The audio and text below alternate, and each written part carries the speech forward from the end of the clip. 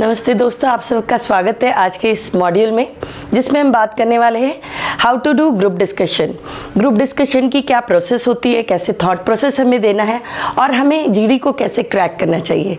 मैं सुनीता आपका स्वागत करती हूँ आपकी गाइड ट्रांसफॉर्मेशन सीरीज़ में, जिसमें आप खुद ट्रेन योरसेल्फ ये कर सकते हो।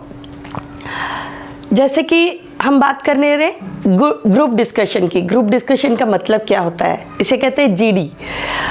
व्हेन यू आर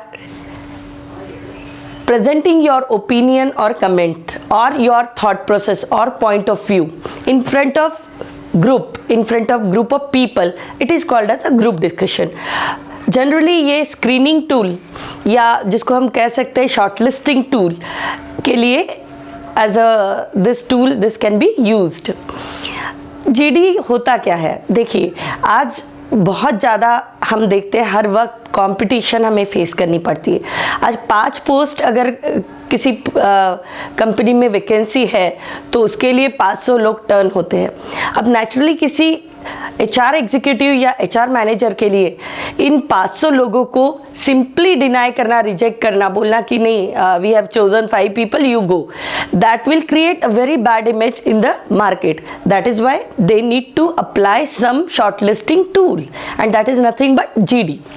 तो ग्रुप डिस्कशन में होता क्या है, देखिए जैसे मैं अगर मेरे सामने 200 कैंडिडेट आए हुए तो शायद मैं 5 या 10 का एक ग्रुप बना के जीडी फ्लोट कर सकती हूँ, जीडी का कोई टॉपिक दे सकती हूँ, जस्ट टू नो अबाउट कि मेरा प्रेजेंस ऑफ माइंड क्या है, कौन से टॉपिक के लिए, करंट इश्यूज के लिए या किसी पर्टिकुलर टॉपिक के लिए, या फिर मैं किस तरह से मेरे कम्युनिकेशन स्किल रखती हूँ, कैसे बात करती हूँ, या फिर काफ़ी बार ये देखा जाता है कि who is initiating, who is a risk taker, who is initiating the talk, as well as इसमें ये भी देखा जाता है कि आप ये जो स्टिपुलेटेड टाइम आपको अलॉट किया जाता है उस टाइम में कितने पॉइंट रेस कर रहे हो, बिल्ड कर रहे हो, कैसे बोल रहे हो।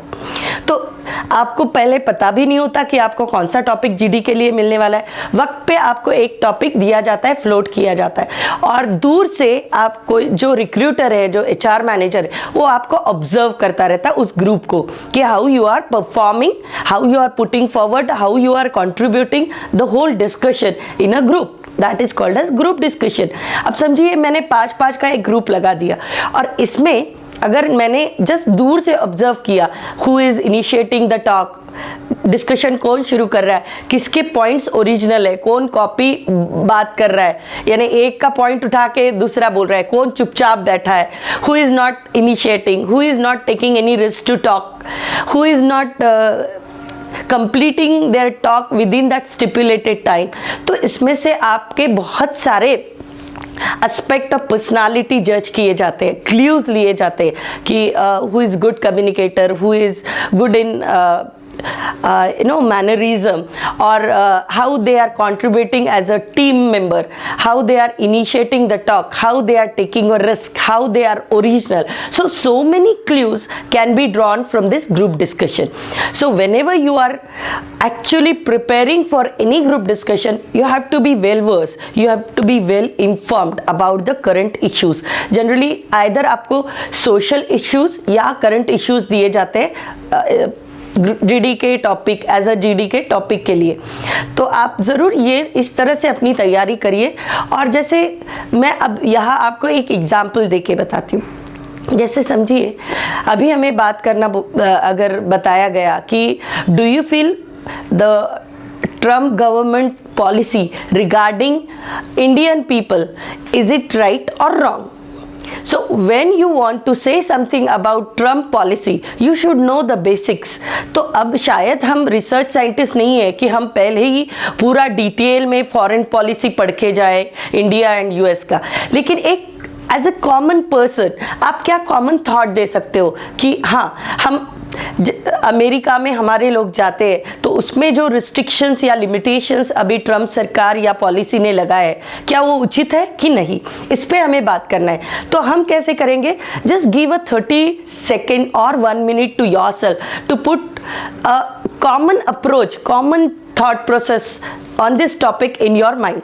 Okay, और उसको आप sequential यानी आपके दिमाग में उसका sequence करिए 1 2 3 4 एटलीस्ट मिनिमम 4 to 5 पॉइंट आपको रेज करने, बिल्ड करने किसी भी टॉपिक पे. And you don't worry that somebody will go to start and then you will talk. You have to talk very spontaneously.